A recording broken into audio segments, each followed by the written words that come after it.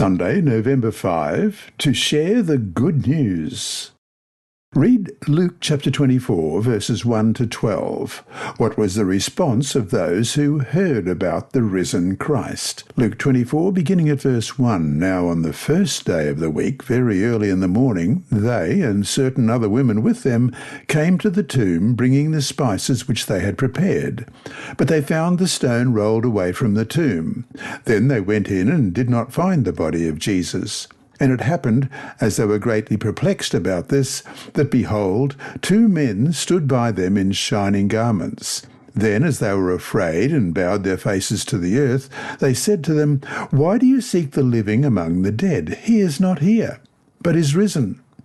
Remember how he spoke to you when he was still in Galilee, saying, The Son of Man must be delivered into the hands of sinful men and be crucified, and the third day rise again. And they remembered his words. Then they returned from the tomb and told all these things to the 11 and to all the rest. It was Mary Magdalene, Joanna, Mary the mother of James, and the other women with them who told these things to the apostles. And their words seemed to them like idle tales, and they did not believe them.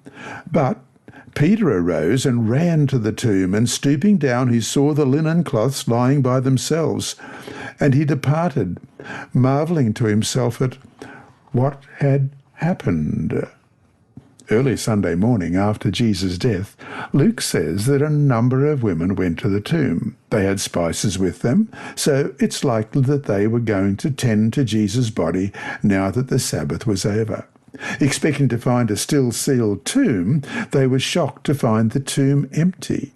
Unsure what to do, they were afraid when two men in shining clothing appeared. However, the men had a message for them.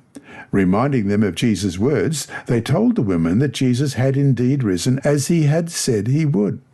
Overjoyed with news, they quickly returned to where the disciples and many of Jesus' other followers were staying, and told what they had seen and heard, because their excitement could not be contained. That is, they were sharing with others what they had learned of Christ.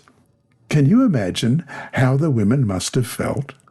They had just had an amazing experience, one that certainly filled them with awe, but the disciples called their experience idle tales and would not believe them.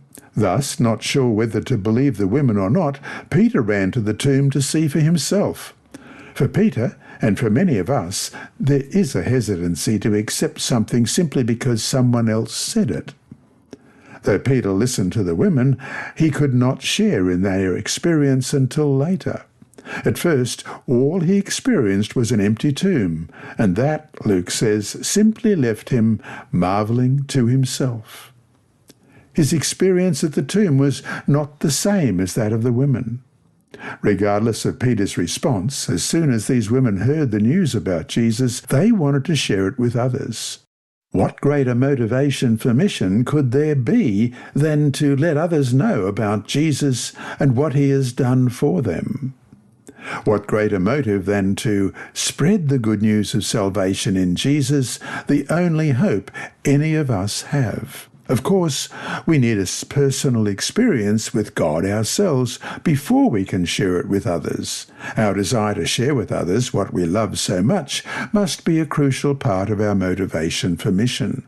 In the end, we can't share what we ourselves don't have, can we?